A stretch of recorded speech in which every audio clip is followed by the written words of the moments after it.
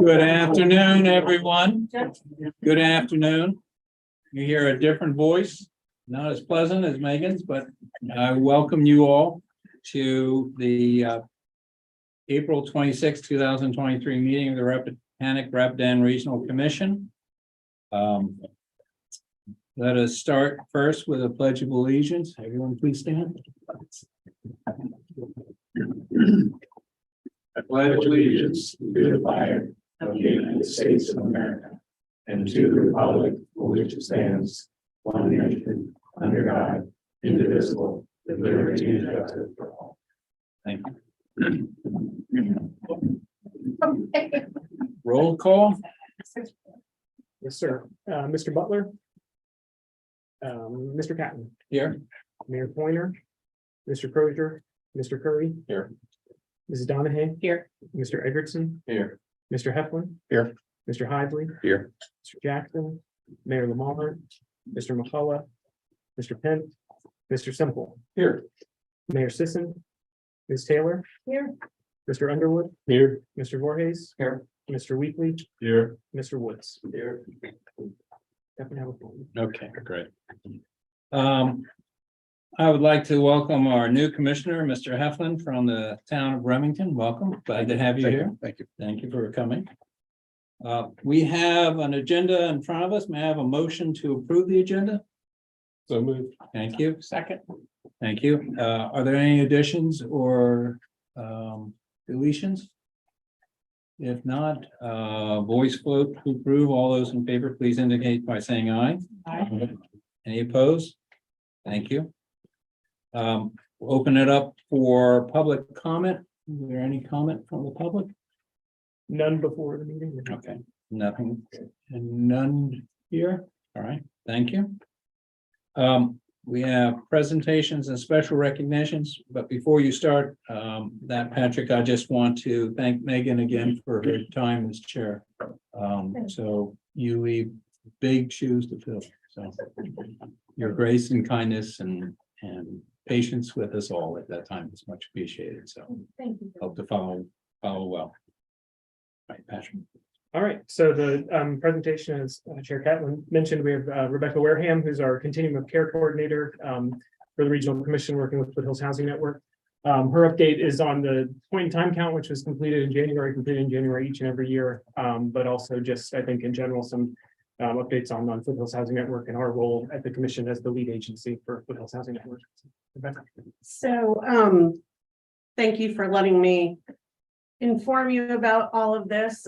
Just to give you an idea, in case you are not aware of what the point in time count is, as part of the applications that are put together to send to either the state or the federal housing and urban development, we have to also agree to participate in the point in time count every year. And that is to go through our various counties and towns and literally count the number of people experiencing homelessness on one night of the year. The idea being that the amount you count on that one night of the year, it's a formula, then you extrapolate and then times it by 4. Basically, that's the number of individuals you can assume in any given year are experiencing homelessness in your region. And so the way we do it, it's locally planned, and we have participants that assist from the various agencies that are part of our continuum of care. Several years now, we have not been able to ask for volunteers outside of the network because of COVID.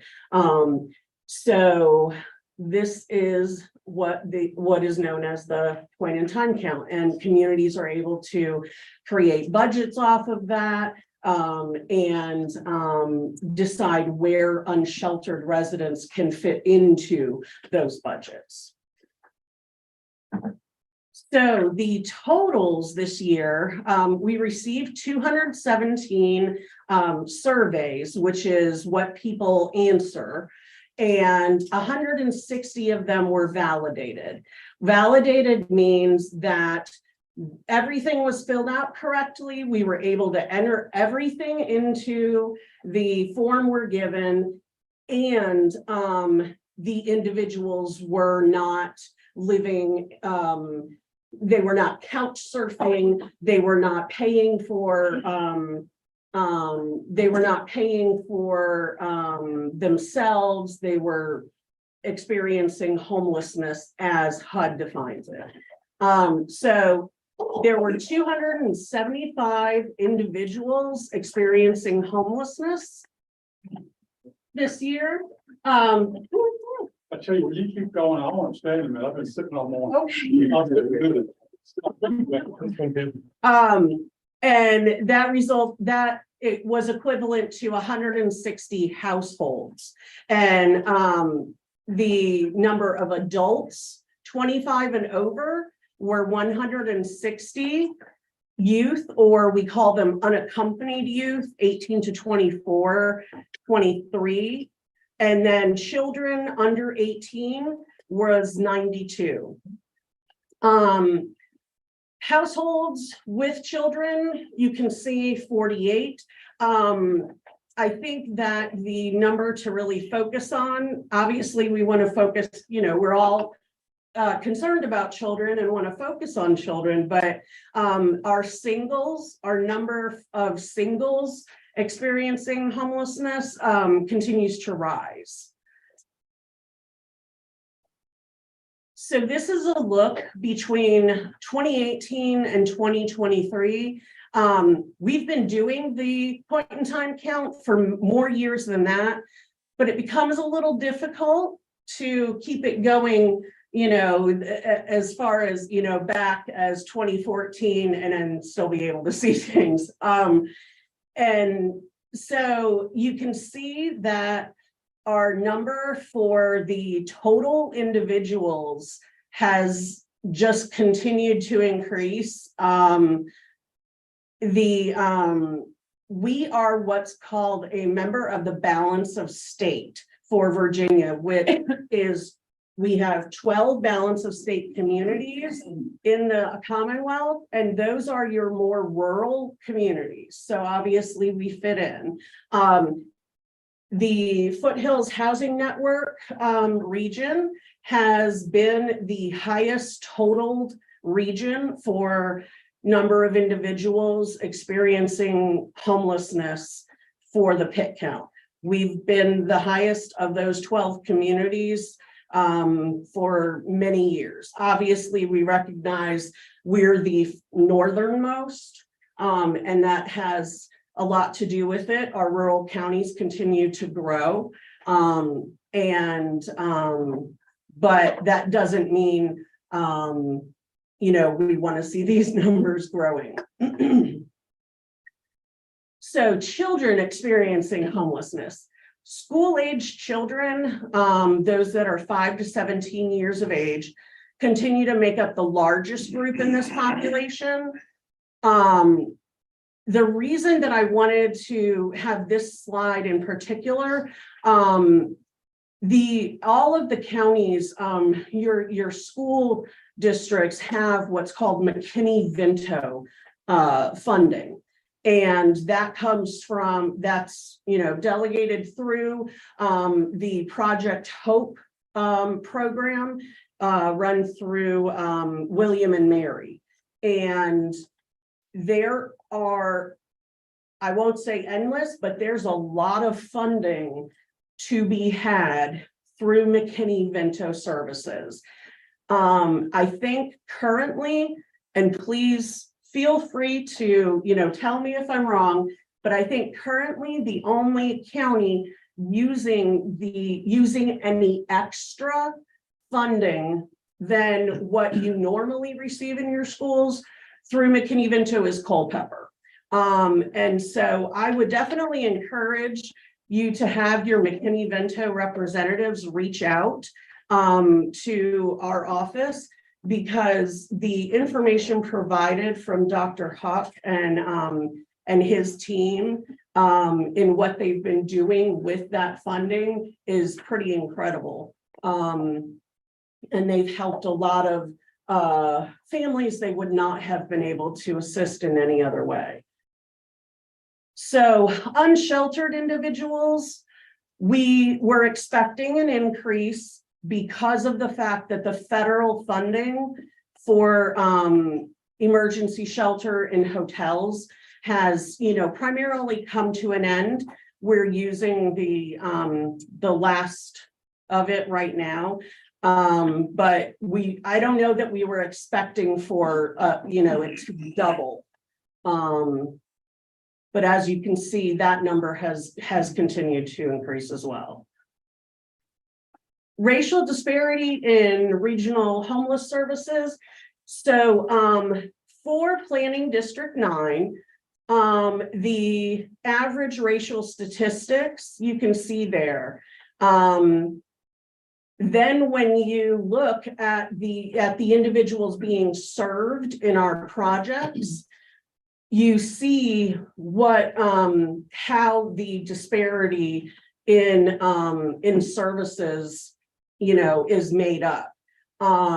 So when we have 11.4% of the population approximately in PD9 as Black or African American, but they make up almost half of the individuals receiving services, that's a concern, because it tells us for some reason, minority populations in our region have to enter this system a lot more than their white counterparts.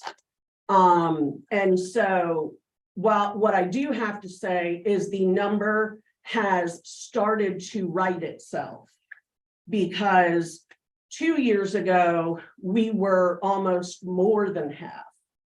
So with some advances that we've been doing, we have a racial equity subcommittee and different things that we've been working on through the state. We have been able to start, kind of righting that ship.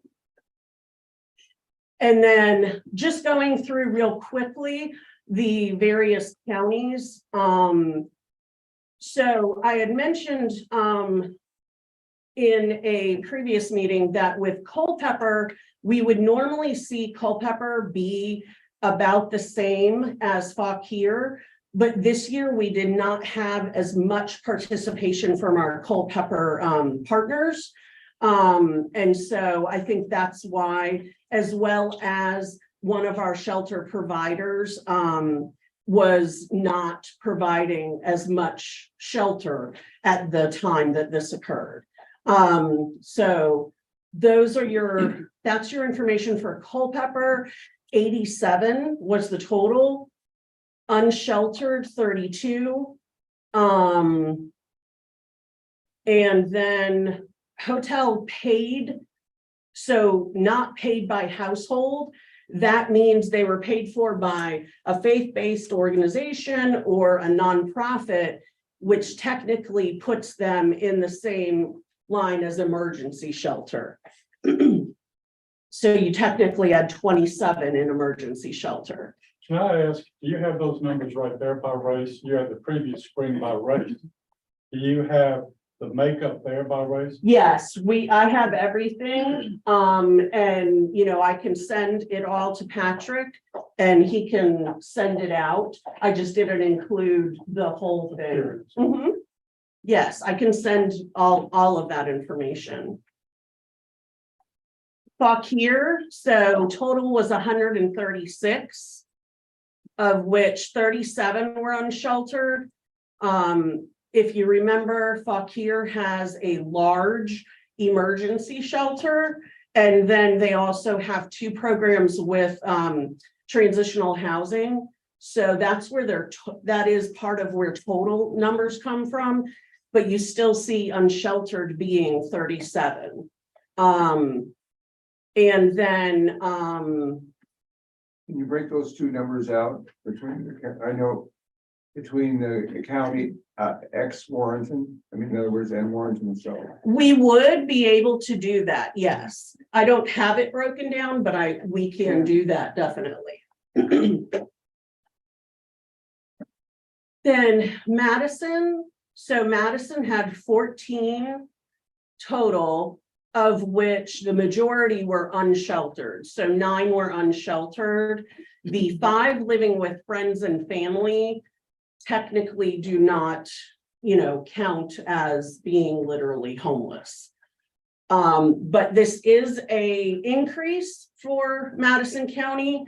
And they, they really, Madison, did a lot more outreach this year than they have in the past. It was really, good to see. They went to several different programs and the library and various other buildings to see what they could find.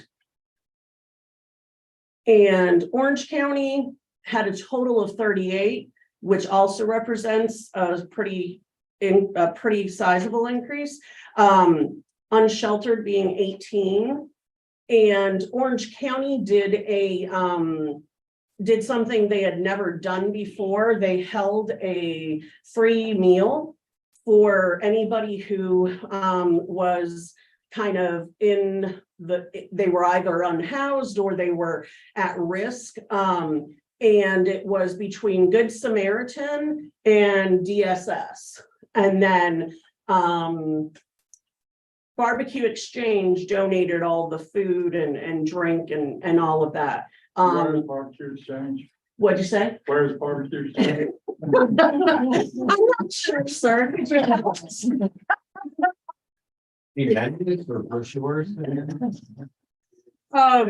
Yes, Barbecue Exchange of wonderful town of Gordonsville.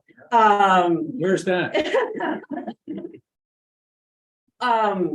And there were several different agencies that were there assisting. It was, it wasn't just that it was a nice way to get our surveys completed. It was the fact of a lot of people who had never been able to experience fellowship amongst the others in the room. And everyone said how much they enjoyed it.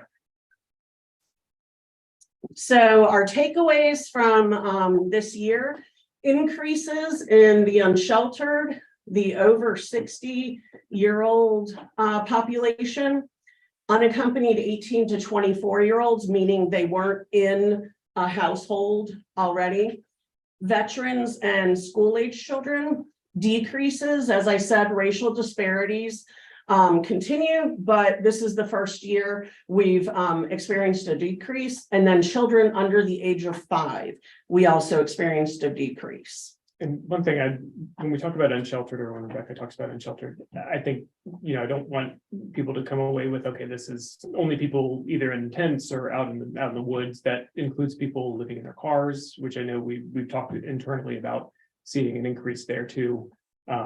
But certainly we have, both of those examples that I used there. And also a lot of shed living, a lot of people living in sheds. So this is either, I don't want to scare anybody. It's not that people are just living in sheds of people they don't know. It's that people feel because they have no place for them in their home, but they have maybe a insulated shed, they can at least offer that to a single person from their community they know. So it's that kind of situation, or their home was foreclosed on and it's, barred off, and so they're staying in their shed. And then abandoned buildings also would be for the unsheltered. Before, I've got just like a little, these are the services. So I kind of wanted to say that, that is kind of our state. of what's happening, but we provide a lot of services, a lot of relationship with people. So these are the services provided in 2022. 96,725 nights of emergency shelter were provided. 121 households were served with rapid rehousing funds. And 124 households were served with targeted prevention funds. So our rapid rehousing funds are used to put people from the street or from the shelter into a unit. It's meant to be a rapid, quick process, but because of the housing stock in our region, it's not, unfortunately. And so sometimes we find that we have the funds, but we don't have the units. And targeted prevention is not the prevention of eviction. It's the literal prevention of homelessness. So we're trying to keep people in the units that they're currently in, so they do not become homeless, or we're trying to find a way to get them from the unit that they have to leave to a new unit with no homelessness in between. And again, that's very hard to do with a lack of housing stock. We had 5,496 calls to our coordinated entry hotline, of which I remind you has 1 full-time staff and 1 very part-time staff member. And not all of those calls are for the programs that we screen for. So this is just my little pitch to remind everyone that you come into contact with. Coordinated entry is not the resource call line for all 5 counties. It is for people who are experiencing a housing crisis. Number of households who were referred to rapid rehousing, 287, and to targeted prevention, 346.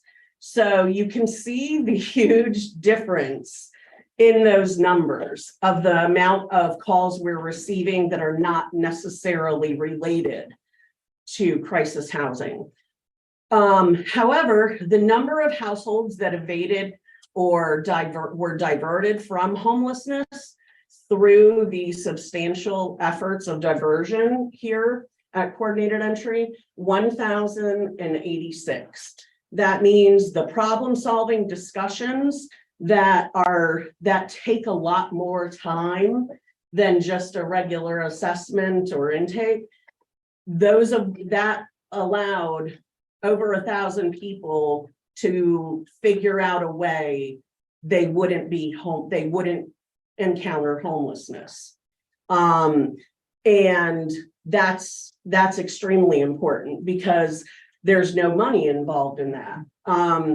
It would be great if we could have a fund, to help us, divert people, but that's from having no money. And that's just raw problem solving.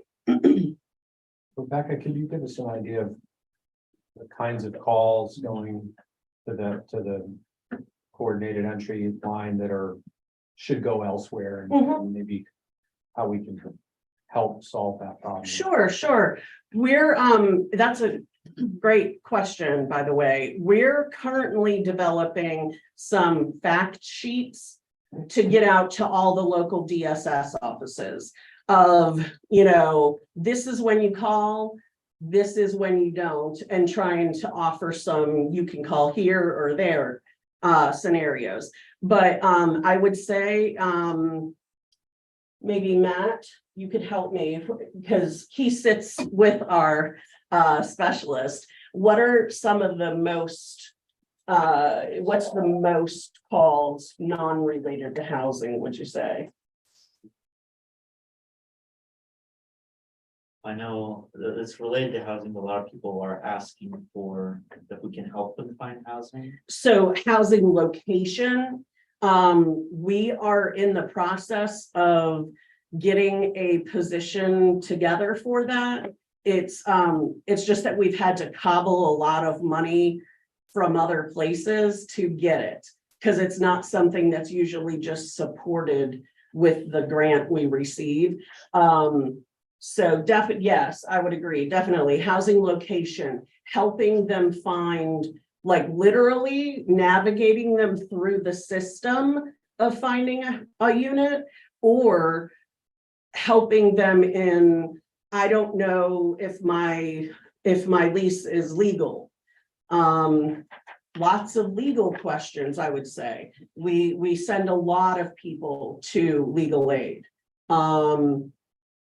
And then, Just again, housing repair questions, I own my house, but I don't know how to take care of it, or I'm, aging. I think we've seen that come through. mhm, Those are somewhat easier because there are several, housing programs or housing repair programs that you can send to, but yeah, I would agree with the Mhm. housing location seems to be one where could be as simple as someone saying, I don't really like where I live, I'd like to know what else is available. Well, that clearly falls outside. When it's something a little more, I'm gonna be evicted and I don't know what to do, that, tends to be. it tends to run into another program we have.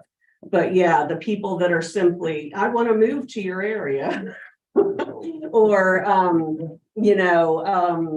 we've, I was told, housing is somewhat cheaper, or that I could maybe get a roommate. Can you tell me about a roommate service? Or, so we try to get those people maybe involved with, some of like maybe the commuter sites or something like that, to see if maybe they can pull it together in that way. We send them landlord lists, but we obviously can't, keep following through with them. But I think that we probably could, break it down even further. But I think that the fact sheets are definitely going to come in handy.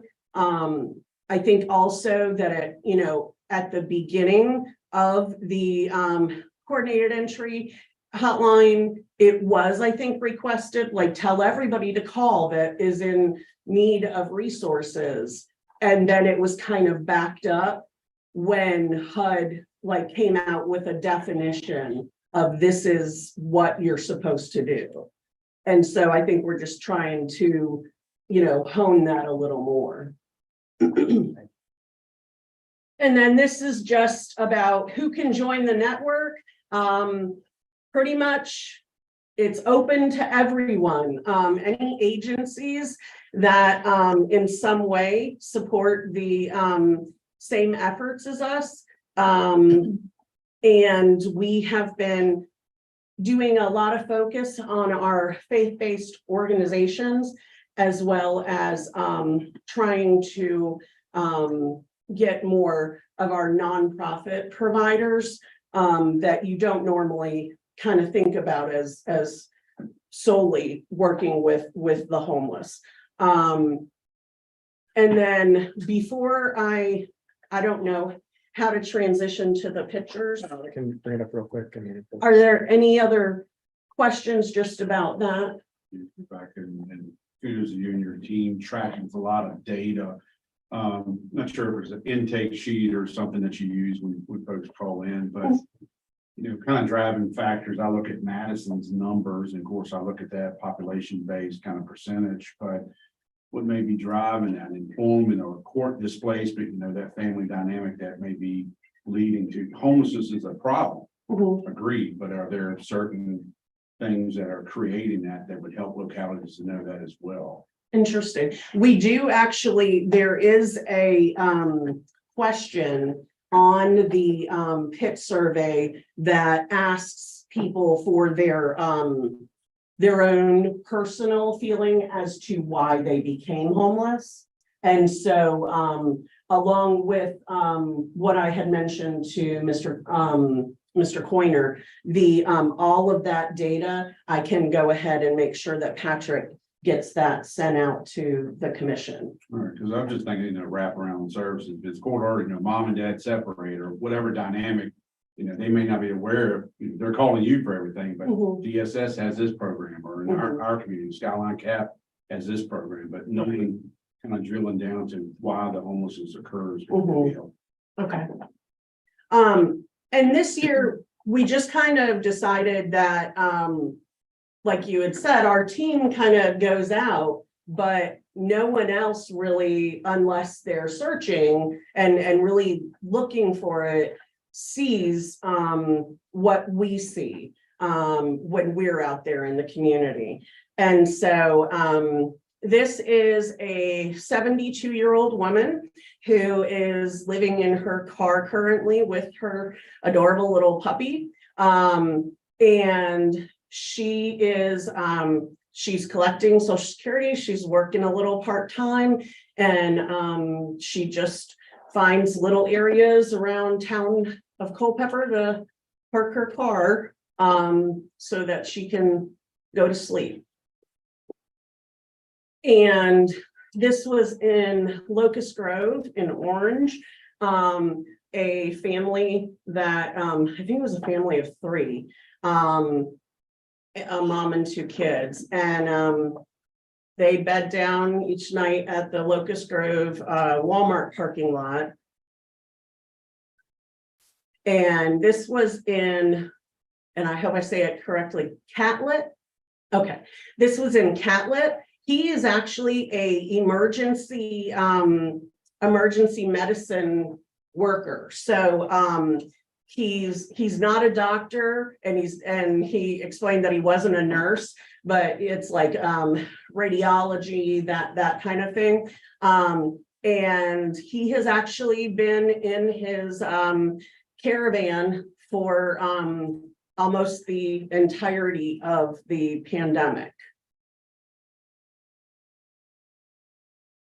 And this here is part of a smaller encampment in, I don't remember the county. I think this one is, yes, this one is in Orange. And then this was in Culpeper. Obviously, you see a bike there, and a lot of individuals, particularly singles, they could probably make use of a bike. So if you have any bike shops in your regions that you think would be interested in, kind of partnering and doing something as far as, bikes that people turn in that aren't, useful to them anymore, that can be fixed up and, given to shelters or things like that. This was in the town of Culpeper. And this is probably, I think there was like 4 or 5 tents there. And there's obviously some bikes as well. And this was in Fauquier.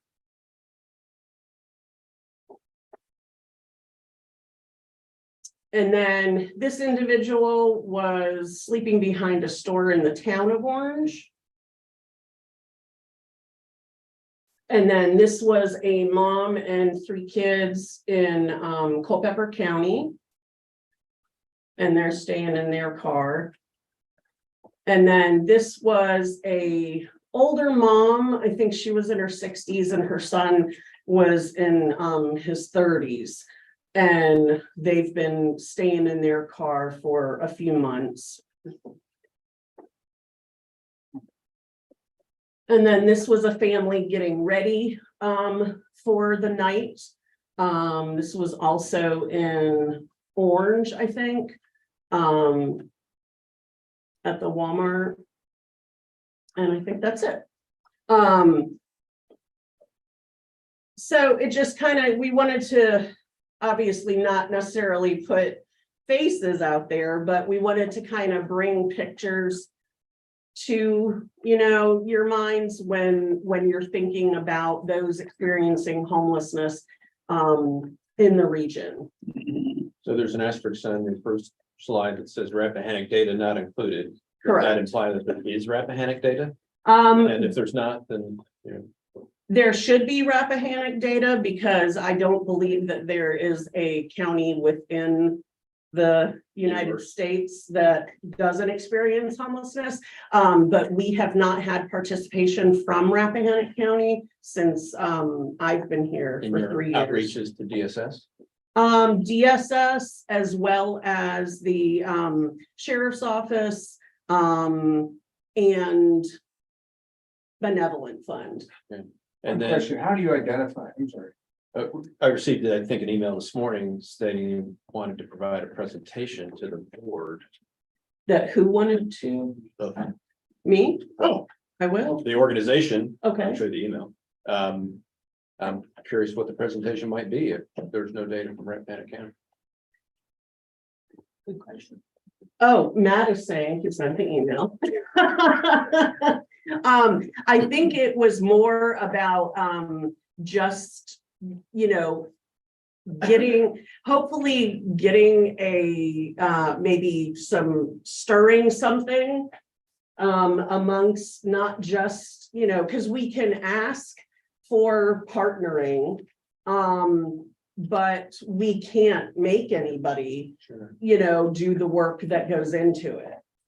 Having had the chair of the board of supervisors and the county administrator here, I think you have shaken some. Well, and I don't recall ever being on the receiving end of outreach.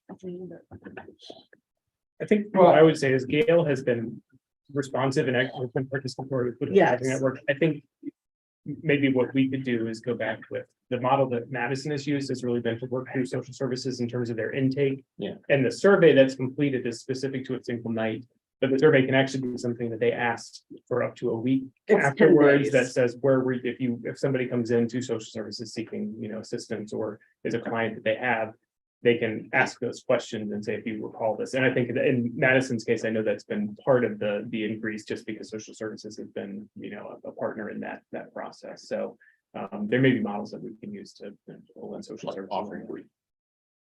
How is the data collected generally? I mean, do you have people out looking, or do you get calls in from people who spot somebody? So Or do you get it from social services, or it's a combination? Mhm.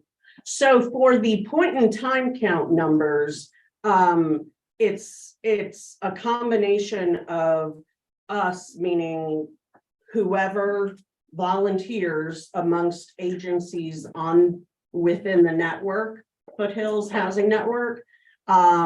We go out, you know, myself and Matt and someone from People Inc. and the Path Foundation walked in the rain one day for about 5 hours, you know, just kind of looking. And the next day we were able to go back out and find more people because it wasn't raining. But then also, as Patrick mentioned, social services, they're keeping record because they're doing surveys as well. So social services, People Incorporated, health departments, free clinics. And in the case of, like in Warrenton, Buckley Family Shelter does, you know, they survey their residents that are in. Mhm. But I also know, just from a personal point of view, we have something called the Greenway. And it was a surprise to me, for example, where someone came up and said, you know, so-and-so is living in their car in that parking lot. I said, no idea.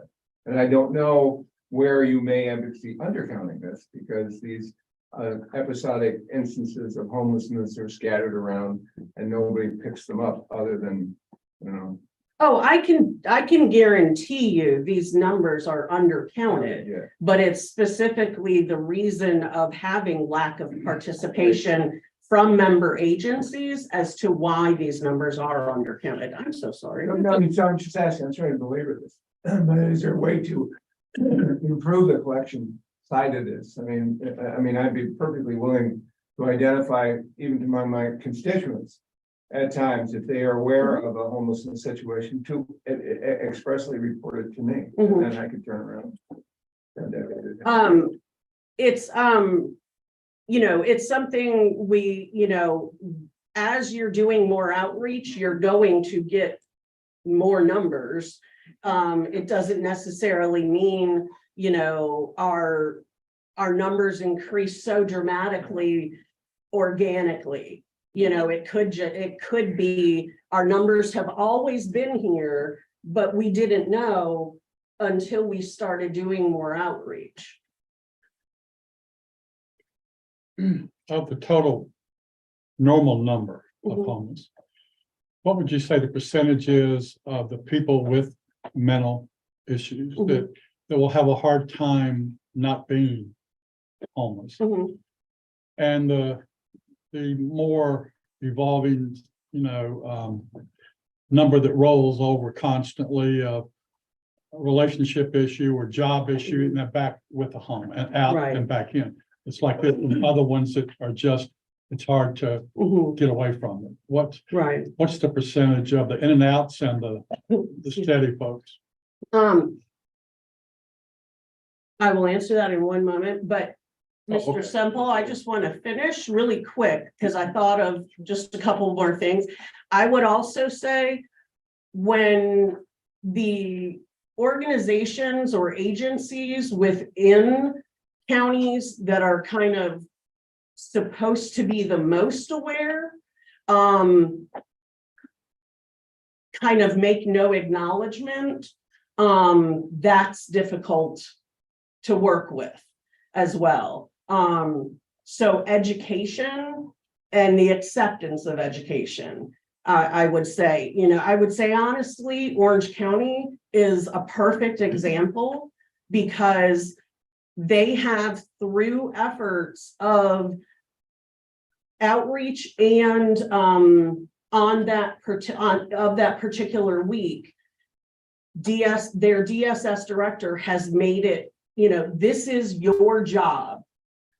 For this project, this is your job. Like she assigned it to 2 people. And that assisted. But I think, making sure that the people that are in charge are aware of the situation, they then are able to, inform down the line too. Have you heard of any direct issues from law enforcement where they're not reporting it? I know maybe some people could feel, I haven't heard this reported to me, that if they report every car in the parking lot or something they see and their numbers are up, they may not want their community to look like a haven for homeless people. Hey, this is where you go. They got lots of homeless people here and not getting kicked out for it. So do you think some people don't want to draw attention to the homeless, or just the extra work? What's the motivation behind? Because certainly the police officers out in the community have to notice anything So if they would let you know. again, I would have to say there has to be recognition from the law enforcement agency that homelessness exists in their county or in their region, in their town. In So you order, think they don't even believe that it is so, or? that is correct. Because when we are doing outreach, trying to partner, because, the vast majority of people in this field are women that are working in the field. So it makes us feel a lot better maybe to have an officer with us when we're going in the woods. But when we're calling around to partner and being told they don't need to provide that because there are no homeless people in the area, it makes it difficult.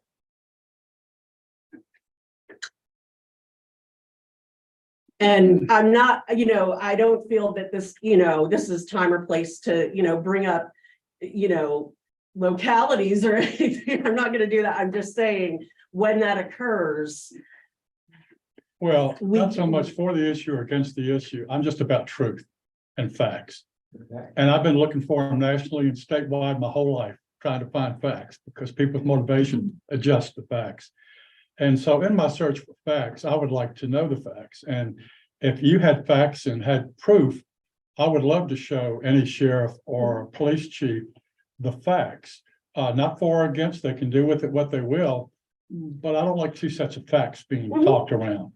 And so anytime I can help with presenting the truth to people, I'd be glad to do that. That's my Maybe- eternal search. Maybe it would be helpful if you could do is, to do a list by different jurisdictions. I think it would, Mr. Semple, I think you asked for the, yeah, we should have zip codes. And so we can go ahead through our data and the pit count numbers, Mhm. and distinguish for most, like, I think for like Culpeper's will be difficult. Because it shares one We zip. with Madison. And yes, then, there are two of them. yeah, so, Yeah. but we can give you the best numbers that we can give you.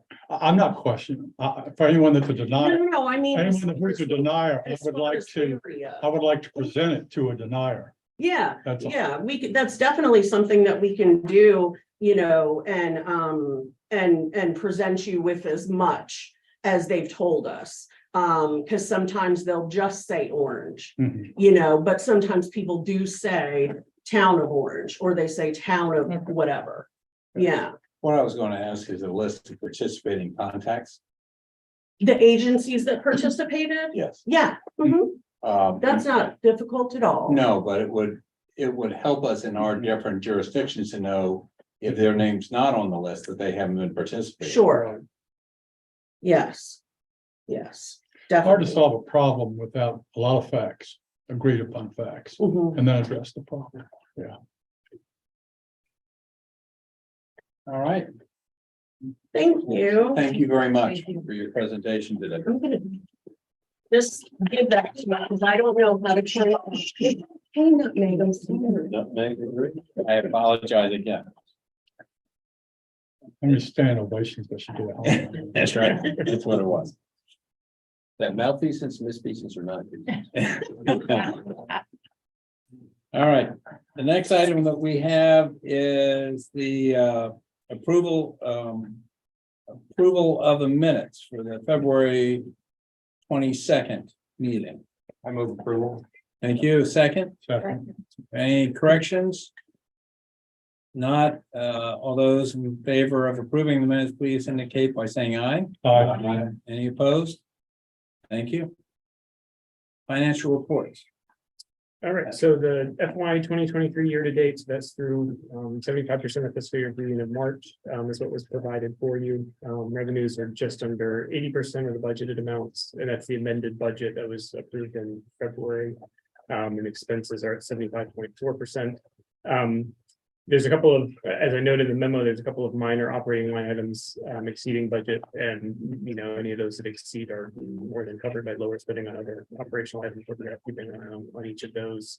And then project expenses, again, these are reimbursable expenses that come back through grant reimbursements sometimes not on the cycle that like we'll spend it, especially for this last quarter, spending that we, have between April and June. A lot of times we might not see a reimbursement until the next fiscal year. So there's some, carryover and, the spend down on that, but all of those continue to track the way we would expect.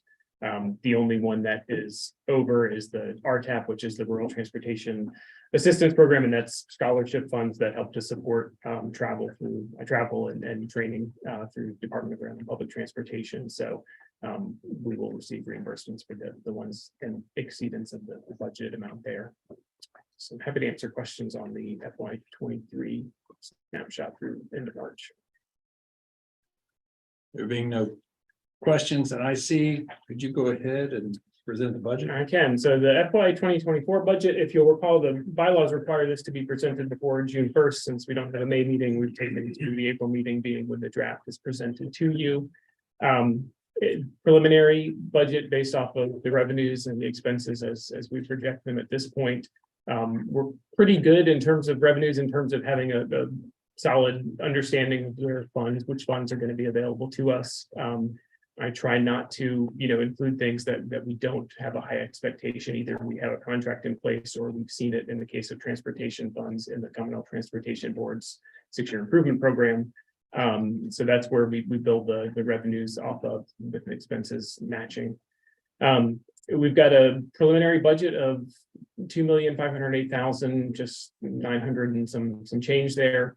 Really, the local dues, again, 83 cents, there was no change in that, and that's about 6.1% of that overall budget.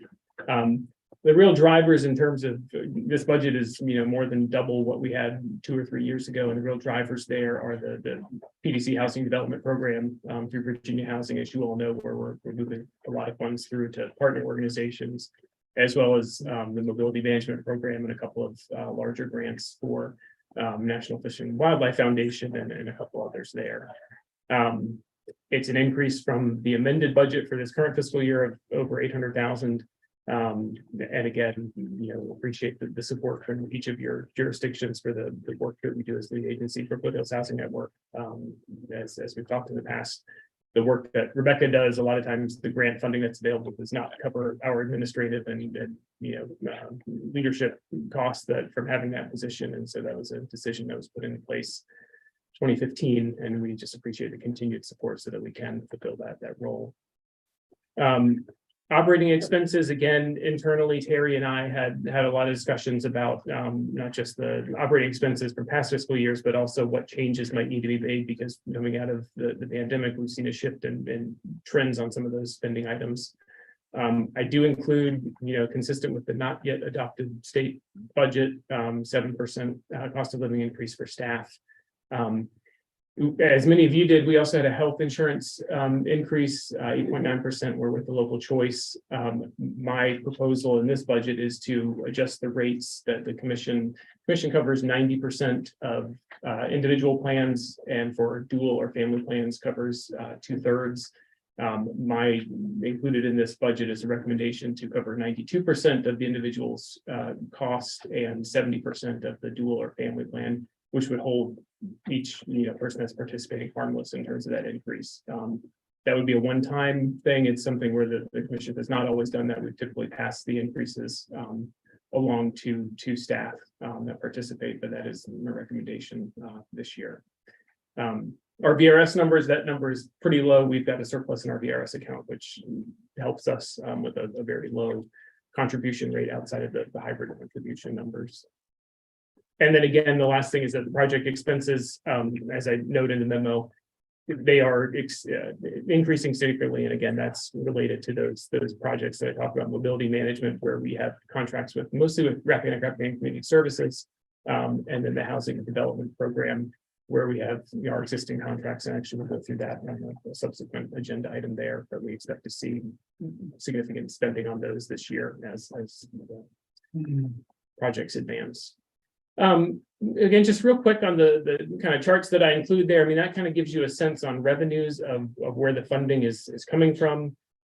Typically grouped the way I think about our programs. So you see, agriculture and environmental programming and planning. We've got economic development and tourism, which is predominantly our SEDS work that's ongoing right now. We do expect with hazard mitigation for that program to kick off, for that planning update process to kick off. So you see that increase from previous years. And then the housing and homelessness, where again, a large amount of those revenues are coming from the Virginia housing for that program. And then on down the line where we've got them identified there. But what I would call your attention to on that chart, and really on the budget categories, is the discretionary money that we have, which supports just the commission in terms of staff that's not billing directly to hours directly to projects, and then other just operational costs and building costs, things of that nature, really comes from the local dues, which again 6% of the total budget, and then that state regional planning funding, which is the only discretionary funds that are provided through the General Assembly on an annual basis. So about 3.5% of our budget. You can see the revenue sources by generally where the either federal direct or pass through as well. And then on expenses, I just break those out. Operational expenses are just about 35%, with payroll being the largest driver of that, as well as the employee benefits for health and dental. One thing that could change, we do have our open enrollment period, as most of you that are local choice participants do, May 2nd to May 16th. So if we have any changes there, then we may have to come back and do some adjustments on the benefits before the June commission meeting. And then you can see again the expenses through contractual for the various categories there. And then the last thing is just the comparison between our amended budget, and so you can kind of see where the increases are, especially where there are projects that carry over year to year. I would note, we've got a couple of pending applications that, if we were successful in those, one of which you'll hear about later, the local food promotion program. And then some other mostly environmental ones, funding that would potentially come in that would, potentially cause adjustment to this. Either before June or as part of the amended budget in FY 2024. So I am happy to answer questions if you have them right now about either expenses. I would, ask that if you have time between now and June, I'm happy to take them now or take questions afterwards, but this is very much a preliminary draft, and as we, kind of get additional information before the June meeting, we will make any amendments and bring them back to you for your consideration at that moment in time. Curious what's driving the personnel and VRS growth beyond the 7%. So the personnel from this year, we had one position that was only filled for about 6 months of the year. And so the budget for this current year, reflected that. So fully staffed for next year is driving that. The VRS, and Terry, you might be able to help me on the VRS. What we've seen on the hybrid contribution rate and seeing some of those changes there. We've got quite a mix of plan 1, plan 2, hybrid employees, things of that nature. You were talking about increasing the health benefit. Is that going to be a 1-year increase to that 92%, or is that going to become the new standard? I think that's open. What I would say is if we move it this year, then that would be the new standard. And then but I think changing that year in and year out would be the real discussion point. Again, we've always passed through the increases, whereas it's shared between the commission and staff. I think what we would say next year is if it comes back, then we would keep the rate that we've got this year and then have a discussion about if we see another increase or a decrease as well. And the staff are also getting, so they're not going to have an increase in health, but they will get a 7% increase in their salaries. That's my proposal, yes. All right, any other questions? Then this budget generally, and I stress generally because there may be some minor adjustments between now and the June meeting, but generally would be the one on which members will be asked to vote. I would say yes, unless we see something significant in that would change it. This would be what we'd be asking for. Thank you very much. We have the executive director's report. Sure. So. This is almost like the Patrick show. No, we had a presentation that was not me, so. And I've got other staff that can present later, so. Okay, just one. So again, want to welcome Mr. Heflin from Remington. He was actually appointed I think the night of our last meeting, and so I had met with him in March and appreciated his interest and certainly welcome him again. Look forward to working with him. A couple of things I wanted to highlight. One is the food council that Michelle works with. Many of you probably don't recall, but in 2015, we completed a planning process for a farm and food system plan, and the food council has sort of led implementation of a lot of the strategic projects that were identified there.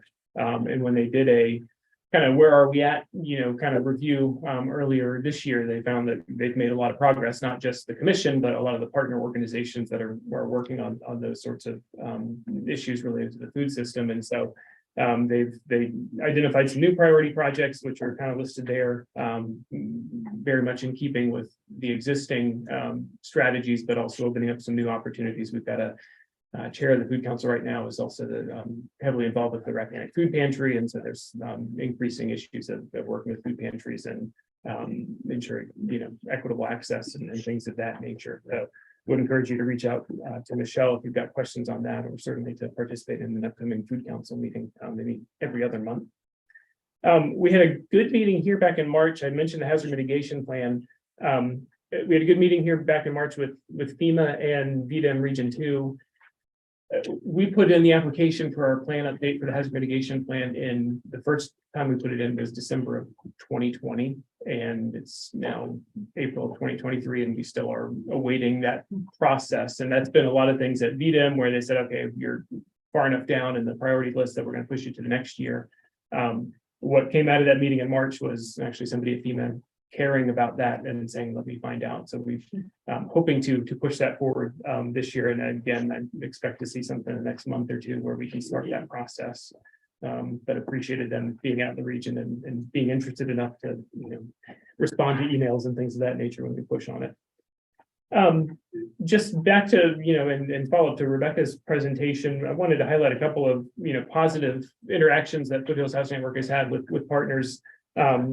One was a reconvening here in Culpeper, the Culpeper Ministerial Association. There, as she said, a lot of the outreach to faith-based organizations has started to pay some dividends, and that's a group that is going to be very important, I think, in addressing some of the needs and just being a good group of partners to work with. And then the other one was with Fauquier Fish. Many of you may know Charity Furness, who's with Fauquier Fish, but she identified another avenue potentially for having some during the day, some shower and bathroom facilities available. And so it's kind of pursuing that, but that's one that, we didn't necessarily go looking for that sort of partnership. She just said, hey, this would be something that might be available. So I wanted to highlight that as a good example of those partnerships that are happening.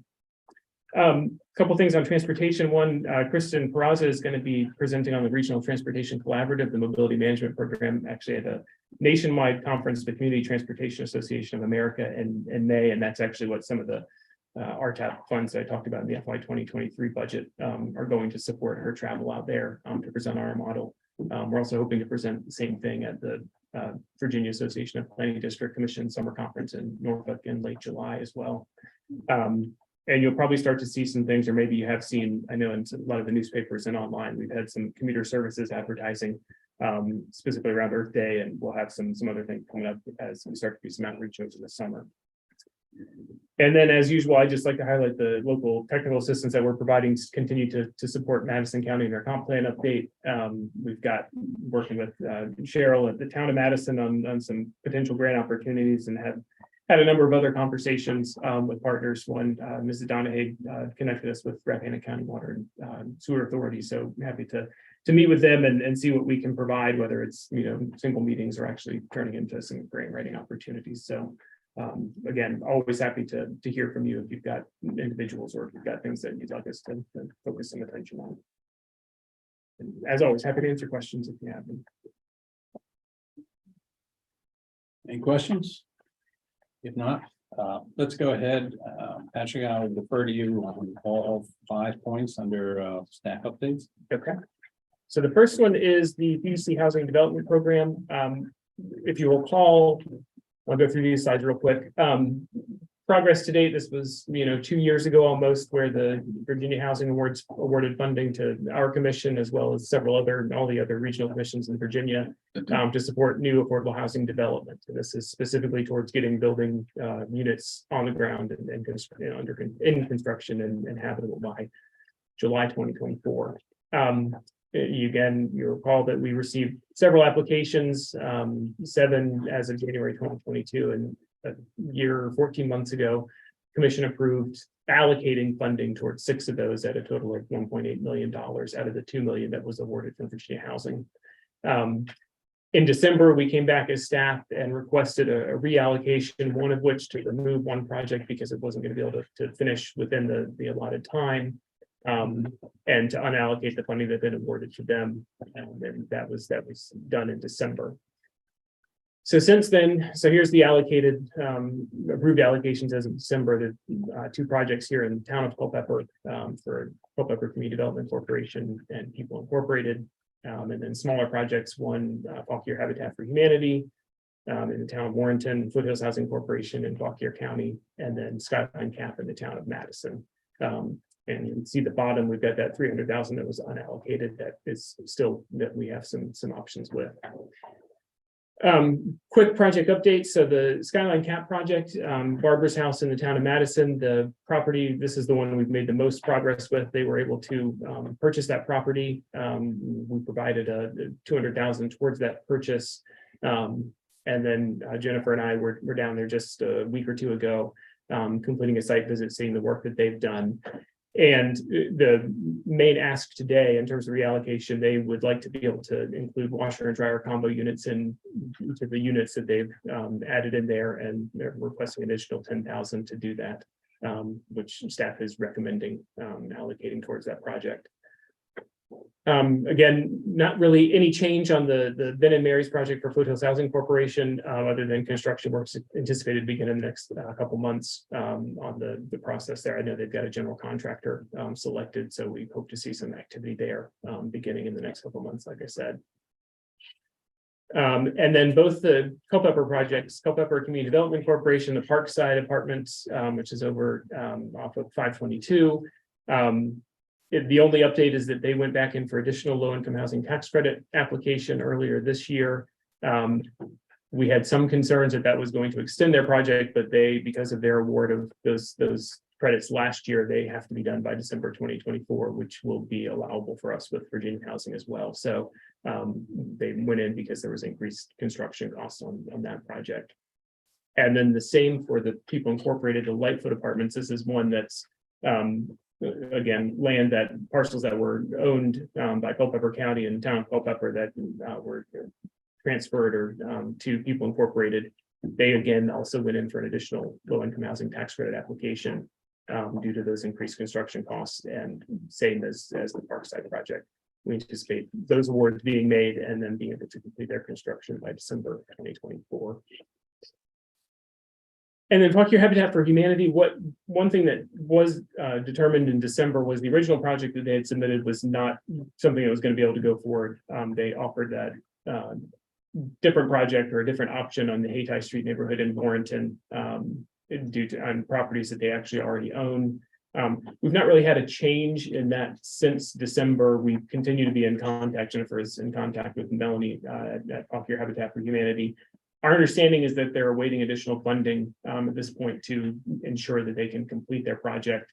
And they are aware that we've sort of set an internal deadline of June of this year that we need to see that proof so that we can continue to hold those funds, just because ours does have a pretty firm deadline that needed to be spent. Patrick, I can give you a little information. Sure. Later, either now or later. And now it's fine. Well, we still had some ARPA funding left of up to $1 million, and there is some dispute as to how that's going to be allocated. Okay. And it's still not determined, and we're having a budget meeting this evening. I don't hold out a lot of hope for it, but it still was theoretically available, and I think Habitat understandably expected that those funds would be available for their project, which was then up to 10 units. They were looking at doing 10, and they were looking at the entire 100,000 a unit. And I was a great advocate. I'm a great advocate for the project because Hayti Street, as they call that street, is the one neighborhood street that has consistently been Warrenton's, shall I say, most difficult neighborhood in terms of both crime and poverty.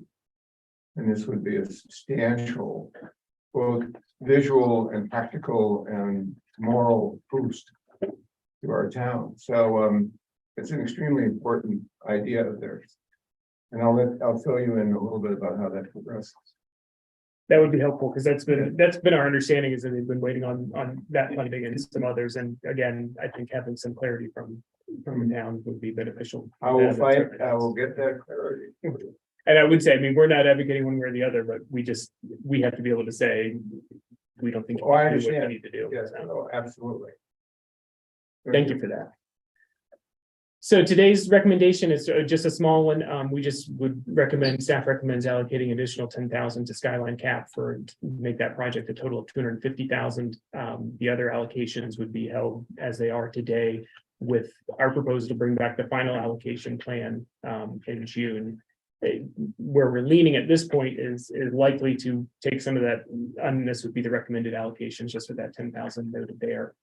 Where we would be leaning towards, just to give you an idea for June, is to provide additional funding towards both the People Incorporated and Culpeper Community Development Corporation, because our contribution at this point is a very small amount of their overall costs, and we do that they've had rising costs on both their projects, and would hope to provide that so that they can make that progress and then complete those projects. So that's where we're leading, but we're not going to make that until we have a better sense with Talk Your Habitat. If we need to unallocate that money, then that would give us a bigger pool to play with. So we need a motion to approve the 10,000 from the reserve fund, for lack of a better term. Yes, sir. Thank you. We have a second? Any questions? Not, I have voice vote of approval. Please say aye. Any opposed? Thank you. Thank you.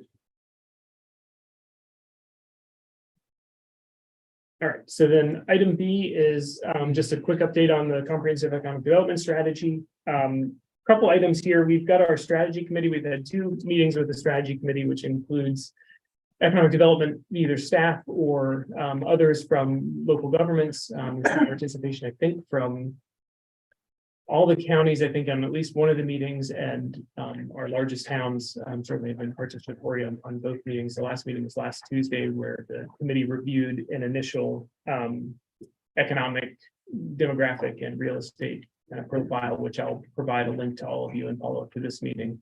It's about an 80-page document, but distilled down in some presentation slides that hopefully are a little more palatable in terms of length of information. What we've also seen is, some really good discussion around some of the industry sectors that are driving in the region currently, but also some that, frankly, showed up in one chart as a little bit what they call lagging in terms of having decreases in jobs available, but also, not seeing the greater share of jobs. So again, we've had some good discussions. I think so far it's been a positive couple of meetings there. The real big thing I want to kind of bring up with you all and then get some initial feedback is for the June meeting, we're targeting having our consultant, which is Camoin Associates, in the region around the time of our June meeting, and wondered about the willingness of the commission to set aside some of the June meeting to have a sort of a focus group or a focus discussion in support of that sets to get feedback from you all as elected and appointed officials. The upside for many of you would be that you potentially then wouldn't be asked to participate in a separate one-on-one interview or a separate focus group. So you already on your calendar and maybe kill 2 birds with 1 stone, but that's something we're trying to target for the June meeting. And just wanted to get some feedback on that, or at least put on the calendar. Is there any strenuous objection to having that on the agenda? No, we'll go ahead. All right.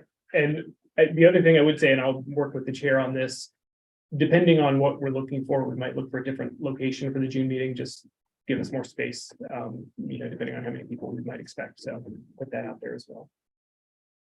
And we continued with that one is one that's going to be ongoing through next spring. But again, we'll continue to pass along updates as needed. All right, so item C is the 50th anniversary. As all of you are aware, we're in the 50th anniversary of the commission this year. We do have a date for the annual meeting and kind of 50th anniversary celebration. That's October 4th. It's a Wednesday. Is what we're shooting for. We looked at VACO, VML. We looked at a lot of local meeting calendars, things like that, to try to avoid as best we could. I'm sure we've missed something, but we did our best in terms of trying to avoid those. My question for you is one a question and one a request. Looking for, we've got a couple sites that's in Culpeper this year. We can go, we've got an estimate on being more formal downtown at the Culpeper Center, where we have previously had an annual meeting. We've also made use of Old House Vineyards for other events, and it offers, not just inside, but also a little bit less formal of a location. So really wanted any feedback any of you have on whether you prefer a more informal or formal gathering for that. And those would be sort of the 2 locations. We've looked at a couple other places, but there's the 2 that we've looked at that would really fit within budget at this point. So if there's any thoughts from Informal anybody? sounds good to me. Been to that vineyard a couple of times for events. And I really like Let's that. just have a quick show of hands. Those who want informal in the vineyard, please raise your hands. Those who want the more formal, thank you very much. Thank you. Back to your feet. Those who don't want to raise their hand, I've heard hands raise your hand. Yeah, I dare you. If you have anybody that you'd want us to reach out to for a speaker or anything else, then I'm always open to that. That doesn't need to be decided today, but that's more of a plea if there's somebody that you'd like us to reach out to. You'll probably also see from me in the next month or so a request to each of you. I think one of the things we'd like to do is potentially have and Mayor Coyne could probably speak to this, as we did a lot in the past, either a small gift basket or something else from each of the localities that we can, raffle off, not raffle in terms of making money, but just sort of do a ticket in your name tag approach. And so I'll send that out for all of you. Nice way to promote your community to the region. So we will send that out. I think if there's anything else, no, I appreciate the. Is there anybody that special, since it's the 50th, is there anybody special that we should be recognizing? So if you're asking for my opinion, we've got a list of past commissioners, and certainly if I've got, I probably don't have contact with all of them, but there are a few. One that you start to track, okay, who's still living and who's not living, but I think Robert Anderson from Rappahannock, I think he's still alive. He was one of the early on commissioners. Him a quickie more every now and then. So I think some of those, and that can be a list that I can circulate to you all again of here's some of the ones that from your locality or from the region that if you know of them or want to reach out, that would be fine. Certainly, I've got a list of past chairs that we can reach out to and invite, many of whom are still around and active and either in local government or the region as well. But again, open to the suggestions there also. All right. Didn't Steve Walker do this for years for Culpeper? So yeah, Steve Walker, Steve Hansen was a past chair.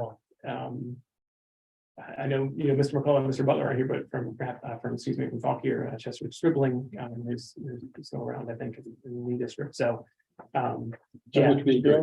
That would be great. what's that? Chester Stribling. As far as I know.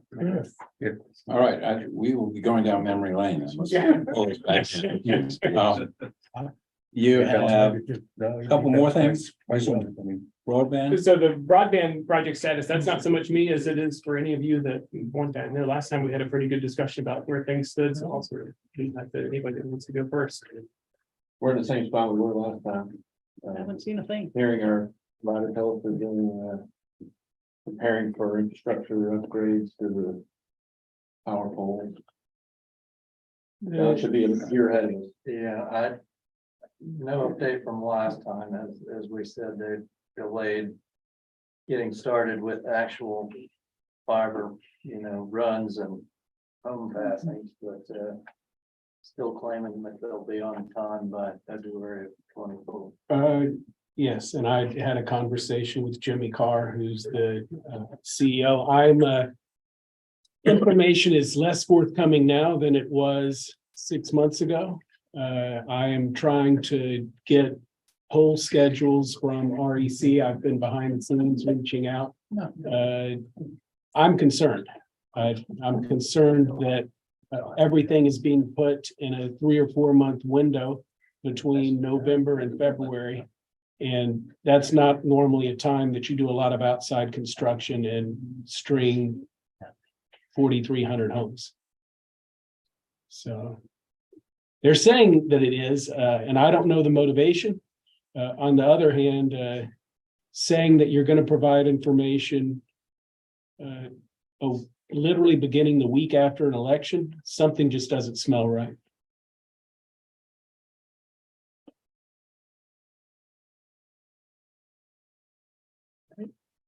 I'm just for Madison County, still waiting on the Nevada grant. I'm sure as many of you are, we're told December, February, and whatever month they're going to release that. We were able to come to an agreement with Brightspeed. They've changed names over the years. I think they were CenturyLink, Lumos at one time, so they will service kind of at being fed through Standards Bill, but that Wolftown area of Madison County. So that's new. The overall project that covers probably 80% of our county, we're make ready work. I mean, we look at the calendar, seems like weekly, and it's just make ready. So, and we have a fiber hut to locate for one of the ISPs. So we're hoping maybe there's an initiative there. We get that sited and we'll get moving along. So. Yeah, I wish our cooperative was taking the lead like yours did. Well, Still, not yours, it's the one to yourself. Steve-X. Yeah, the one to Gary yourself. Wood's great. Yeah. Still got to work with the other providers though. Yeah. CVEX not in our area as far as the provider, but REC schedule, I know they're limited and everything's backing up. Well, you all have each other's contact information. If you have anything. Patrick, you have one more thing for us? The last thing is just a follow-up. Mr. Underwood brought it up in February, and he and I had some discussions actually prior to that meeting just about transportation funding. And so this was just some information that I pulled together, from the Code of Virginia, related to regional transportation funding, regional transportation districts, regional transportation authorities. And the other thing that I would note that was included here is just some information. So you got, links to all the chapter items, but the other thing that was included was the most recent, sort of regional authority was the Central Virginia Transportation Authority, which is somewhere around Richmond. They do make use, they are able to pull that funding from the gasoline tax, and then it goes towards some of their regional priorities. It's not as simple as get the money and then do it. There's a lot of other hoops to jump through in terms of the state, but wanted to provide that A for you all just to have, and then B, if there is some follow-up direction to staff in terms of keep pursuing this or, kind of do some additional research, we can definitely include it in our rural transportation work. I do think it's, as you all probably can surmise, it's a pretty complex system. As far as I know, there is, you've got I-81 that has a special, fund that's set aside using similar type funding mechanisms. But, it is something that we can certainly include as in our work on rural transportation moving in next year. Or if there's specific questions that we can answer, if it's something that anybody wants to pursue further. Do you know if it requires the sales tax and the wholesale gas tax, or could it only be wholesale gas tax? My sense, and my sense is it could only be the wholesale. It doesn't necessarily have to have the sales tax, but don't quote me 100% on that. So it's taxes that are already being charged that were effective in July of 2020. Yeah, and so where those Except for the 0.7 sales tax. Yes. Richmond, yeah, and where those funds go now, the wholesale gas taxes, it gets lumped into. And sorry, I'm scrolling around here. Smart scale. It's lumped into smart scale, and it goes into the construction district grant program. So for us, all that money goes into Culpeper District, but that also means that you're also computing that funding goes into a pool that Charlottesville and Albemarle and some of the jurisdictions to the south can also access. And so then it becomes a question of, are you competitive with your smart scale applications or not? And is smart scale something that's funding the projects that you want to fund? The answer in Culpeper is no. That's the reason that we brought it up. And so the thought that I had was that it's more effective to have local jurisdictions be able to prioritize their funding. And that was kind of the motivation behind the creation of the Central Virginia Transportation Authority. And they literally spend it out pro rata. So if a locality wanted to do something consistent with smart scale, they could literally take the smart scale formula and do it. If they wanted to do something different, it just gives us as local leaders more flexibility relative to how the funding that's already being collected is spent. That's correct. Yeah, I was there when we did this in Pelican, and some of that stemmed from a roundtable that we had about transportation. And my perspective is I had some influence on it, but I'm sure there's lots of other perspectives. The big dogs in that room are always Henrico and Chesterfield and Richmond to some extent. But the idea was we had nothing like this, and we were watching Northern Virginia and Hampton Roads leverage their special taxing authority to win all the smart scale projects. And then on top of that, get special projects. So, I mean, at least we ought to get in the same game. And so the big dogs ran a quickie bill through that dragged the rest of us along behind willingly, though, because the idea was, we're getting nothing, and maybe every now and then the smaller counties will actually get a project. And that's where we are. So now it's a new paradigm it's kind of, in my view, you gotta pay to play. And, you know, what next region is gonna do this? We're the largest outside that's not in. So if you look at Yeah. smart scale funding and percentage, we'd be the next domino to fall. We're the largest. Is that? So they've set a model for us. The only sort of opposition is folks who just don't want to raise taxes. I get that. Nobody likes to raise taxes. There's a balance. I mean, in my Northern Virginia days, it was, nobody wants to raise taxes unless we're gonna fix transportation. It's like, oh, it's the one thing. That's People going to will- Culpeper now. That's kind of So, the attitude you know, we're getting. I would just say that, you know, kind of once it gets passed, once you get a kind of gas tax in there, nobody knows any doggone difference and at least. But it's already there. Yeah, well, that's right, but but before they Yes. started doing these districts, that was the argument against it. Yeah, so anyway, Do you have any background as to how much revenue the CPA actually? I mean, it was enormous dollars, like, I mean, we were thinking it was millions just for Powhatan. And we were like, we don't even have enough projects there. My guess, and this is just a guess, but I tried to run a spreadsheet on it to estimate. And by the way, that for the question, the dollar question is the one I've asked before, and asking here, that would be the great one to know, but my best guess for Culpeper County was that it was 10 to 15 million a year. It's not a small, yeah, it's a very significant amount of money relative to our transportation. All right. Nothing further on that subject. We move on to new business. All right, so the first item is tangentially related to that, just our FY 2024 Rural Transportation Work Program. This is annual funding that received through VDOT from Federal Highways Administration. It's for the past 20 years, I think it's been $58,000 in federal money. We match it with 20% or $14,500 in local funds to support transportation technical assistance. It's been, you know, as you'll see in the actual proposed work plan, a lot of what it covers is, you know, us to do kind of regional planning efforts, which includes the long range transportation plan, smart scale project assistance, if you have application assistance needed, active transportation plans and park and ride, a lot of stuff that is required from VDOT.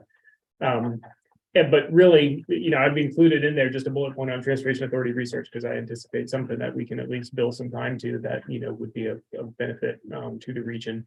The other area where I just, before we, you know, open it up for any questions, would be really, this just gives us some ability to bill some time when someone comes to us, hey, can you pull some data for me, or can you pull this, you know, can you do some mapping assistance?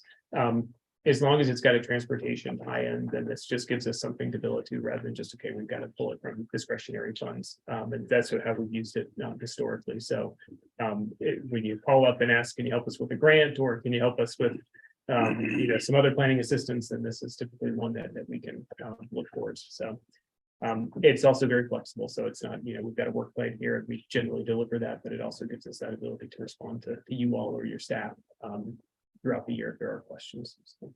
We have a resolution that is attached. We have a motion to approve. So moved. Thank you. Don't we Second. need a roll call vote when we do a resolution? I'm just asking. We do, I know we do our resolutions and ordinances by roll call vote. I assume the commission is similar. I feel like we've had this conversation. We're not.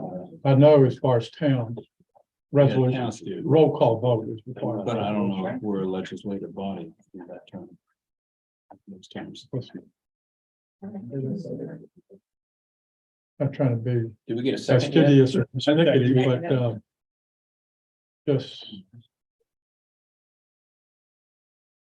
just, Well, let's just do a We could roll do it. call But vote just- and then we can go ahead and investigate it. Yeah, I feel like I'll look at it for next time. I feel like I printed out. So, we get a second. Yes, we did. Yeah. Mr. Patton, Yes. Mayor Pointer, Yeah. Mayor Curry, or Mr. Curry. I'm Yes. assigning you a new job. No, thank you. Mrs. Donahue, Yes. Mr. Edgerton, Yes. Mr. Heflin, Yes. Mr. Hidley, Yes. Mr. Simple, Ms. Taylor, Aye. Mr. Underwood, Yes. Mr. Voorhees, Yes. Mr. Weekly, Aye. Mr. Woods. Aye. Thank you.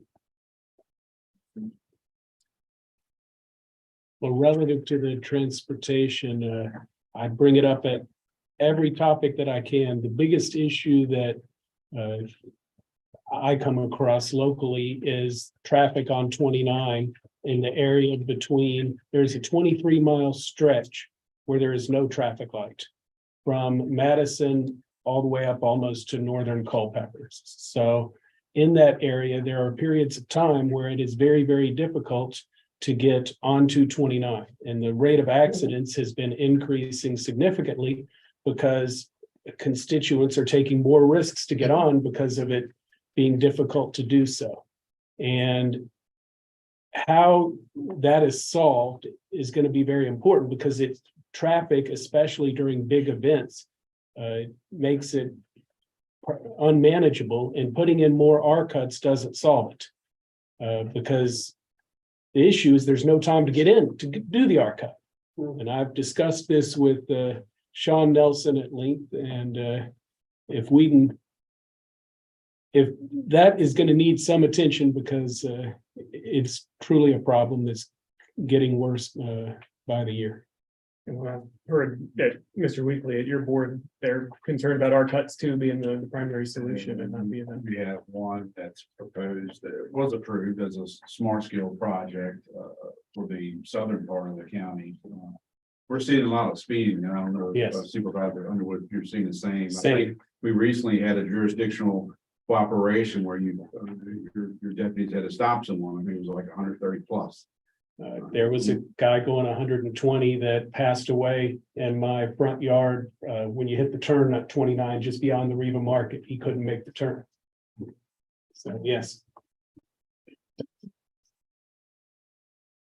That's our concern. We're seeing a lot of speeding. The sheriff has asked for, additional funding and so forth for the highway safety. Their traffic radar sessions, if you will, but it is a long stretch of road. And I think that made surprising with folks when they hit, I guess, is it Atlantis? Yes. Area that kind of surprising when they finally do Hit it. catch a light. For those that are unfamiliar, and they're increasingly unfamiliar using it because it's it is a traversable corridor, and that's the problem. All right, I feel that somewhat humble to go from something that's important like that to our mundane business, but I'm going to bring us back to our mundane business. All of our business. Very. I know, apparently. I just want to say it's one. Name. I don't think it's mundane either. Imagine. You gotta hang together. Patrick. Yeah, go ahead, Michelle. If I'm passed passing out around. Our revised proposal that includes our new budget numbers. Our budget has gone up some since the last time, because the cooperative extension hadn't included their fringe and overhead costs and their staff salaries, so that increased. And the commission upped our in-kind match a little bit, so we could stay under 700,000, as we felt it would be more competitive. But this grant is through USDA, it's Local Food Promotion Program grant. And it is one the commission had a number of years ago. It was 2015 when we did the food plan, the original farm and food plan for the region. And this one specifically looks at indirect intermediaries such as aggregators, food hubs, farmers that are not selling direct. So things like farmers markets, roadside stands, agritourism, those kind of direct producer to consumer markets are not included in this. This is kind of looking at more of the secondary markets, farm to institution, things like that. So what we're planning on doing with this potential funding is to provide capacity building funding to both the George Washington Carver Agricultural Research Center for the Food Enterprise Center that's opening in August at the Carver Center, and also for the Mid-Atlantic Food Resilience and Access Coalition. Both of these organizations are nonprofits. Their organization came up during the pandemic, and they are kind of the matchmaker between farmers that have excess food and hunger relief organizations within the region. And not only do they take the food from the excess food from the farmers to these organizations in need, but they provide market value to the farmers, so they pay the farmer for that food. So it's a win-win situation. So it would provide staffing funding for these organizations, kind of a kickstart to these new organizations. But these organizations in exchange would provide training services to producers, both within the region or both at the Carver Center and around the region. So these are two, vital needs for our producer community. For the regional commission, what we would plan to do with this funding is, number one, to do a farm to school, to do an assessment of schools, farm to school procurement needs. We've done some cursory work in this area initially with the schools and for foods to try to see what their needs are. This would be a much deeper dive to not only say, well, do you need beef, but do you need ground beef? Do you need it to be frozen? Do you need it to be delivered to your school? Things like really getting into the nitty gritty, because the schools are saying they want to be able to find farms that are willing to do farm to school. The farmers are saying, we need to know what you need and how you need it in more detail in order to do that. So it would fund that needs assessment, but also staff time to be able to develop a list of willing farmers and kind of coordinate between the two groups to see where there might be some sticking points and help alleviate those obstacles to the extent we can.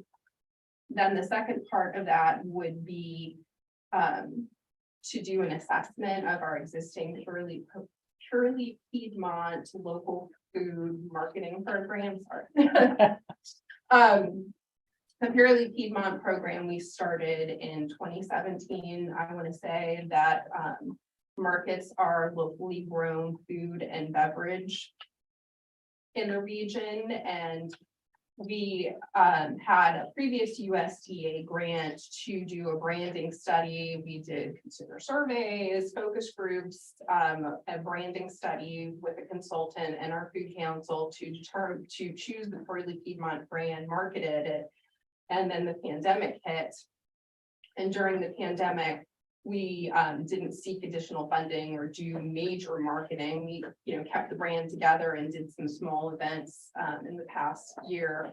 But we would really like to be able to assess whether it's effective and what might need to be changed, and then do a refresh of the brand now post-pandemic. So we have about 50 farmers that are in the program now. This is for locally grown food. Things like hay farmers would not qualify with this unless you're a cow. So so essentially we're looking to be able to fund staff time at the commission and also that marketing. And so the last thing is that you can see we have a really large match from, and a lot of that comes from Virginia Cooperative Extension and VSU, that they are funding positions for this program. VSU has decided to commit a cooperative extension agent through VSU, which there's only one other one in the state like that, and to have it be housed at the Carver Center to be able to provide business training to farmers. So that will be part of this program. So we have great support from those organizations as well. So it's a 3-year grant program. And there's only a 25% match, but if BSU and BCE are willing to put out the money, I'm not going to say no. So you're asking us to approve $18,000 of local in-kind match to leverage $1.4 million. Only get more value for it. Yeah, It's quite bang for the buck, yes. great job. All right, we have then in front of us, this, I'm not exactly sure what this is. Is this a, So just to authorize us to apply. okay, an authorization? And execute the resulting agreement. Yes. So moved. Thank you. Second, Second. any questions? Discussion? Please indicate by voice vote your approval or denial. Those in favor, please say aye. Aye. Any opposed? Thank you. All right, next item is just another request for authorization to apply. Again, in follow-up to Rebecca's presentation, the Foothills Housing Network Leadership Committee in March. One of the things that she talked about was in Culpeper specifically, the Culpeper Winter Heat Shelter has been an organization that has provided from about Thanksgiving until the end of March, pre-pandemic, an additional shelter space of 29 to 30 beds, which has been something that's been much needed in the winter time. This past year, they had not been open for a couple of years during the pandemic. This past year, they opened at a reduced amount and then had to close, unfortunately, and I think it was in January when they had COVID and some other illness within the shelter. And so the people that had been housed in the shelter were able to be put into hotels for the rest of the year. But I think what that opened up, we had some of this discussion last year, but what that opened up among some of the partners that are working on it, including DSS, including the heat shelter representatives and some of the others here in Culpeper was, we need a larger discussion about this and really just somebody that can come and sort of facilitate some conversations, not to say, here's what has to happen, but really to see what can happen and what the opportunities might be. So what was requested of us from the Foothills Housing Network Leadership Committee in March was to apply for a Path Foundation Technical Assistance Grant to support that facilitated planning. And so that's what we're asking for today is approval to make that ask. It does require 20% match. Path has been pretty open in terms of their discussions, at least with me, that they would consider waiving that for this process once we put an application in. So moved. Thank you. Second, any discussion? Those in favor, please indicate by saying aye. Any opposed? Thank you. All right, and the last item, annually, the Department of Housing and Community Development asks each regional commission to submit community development block grant program priorities. You can see there's 5 categories, and you can put 3 of them in priority 1, 2 of them in priority 2, and I don't know why you would put any in priority 3. It does relate to points that you get on CDBG applications. What I would note is staff, and by staff I mean myself, I would suggest one adjustment to last year's. You can see last year's priorities listed there. The recommended adjustment is to move the business district revitalization to priority 1 and to move community service facility to priority 2. The reason would be we've had ongoing work with Cheryl and Madison. I know Remington has got a planning grant right now that they're looking at potentially moving forward with. Those would likely, if they got to the point of a project application, would benefit from having that business district as a priority 1, and that would be the only recommended change. So what are our current ones? I'm sorry. the current ones, we've got comprehensive community development, which is emphasis on, as it says, on housing additions, but also can be pretty broad, including broadband, telecommunications, water, sewer.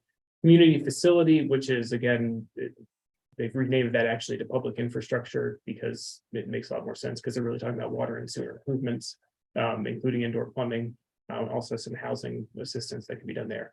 And the other one that currently from last year is the community service facility. And that honestly is one that, has been used, I don't know about around here, but can, for like free clinics or a community center. Community Services Board may have Actually, I think they may have gotten some funding for like a senior center at one point to do that. So we would recommend moving that one down the priority too. If there's a recommendation in front of us, I have a motion to approve that recommendation. So moved. Thank you, second. Second. Thank you. Any discussion? Those in favor, please indicate by saying aye. Aye. Any opposed? Thank you. All right. Patrick, do we need to have a closed session? Nope. All right, we're going to go on that.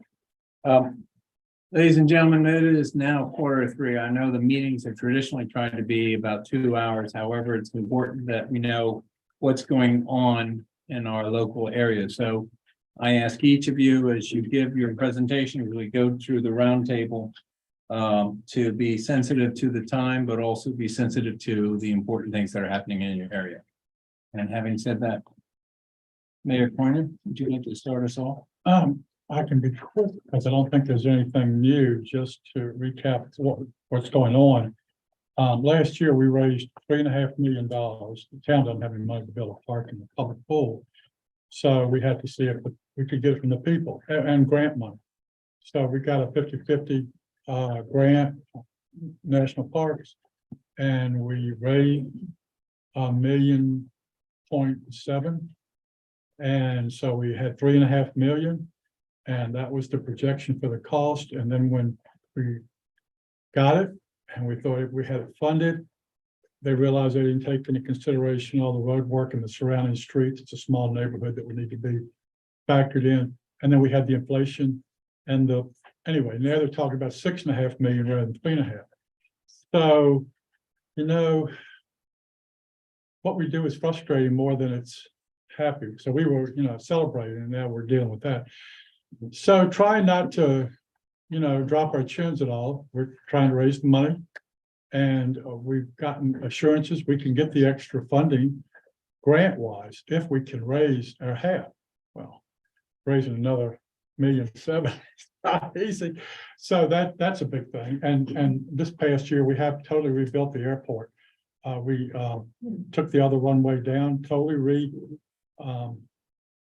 laid it out, new base, new everything, and the aprons and the taxiways, and redid our historic 120-year-old hangar, which goes back to Wilbur and Orwell. So we're trying to do big things with no money, and maybe we'll end up succeeding. We thought we already had. We're back to the drawing board, and that's kind of what Gordon's doing. Thank you. Yes, sir.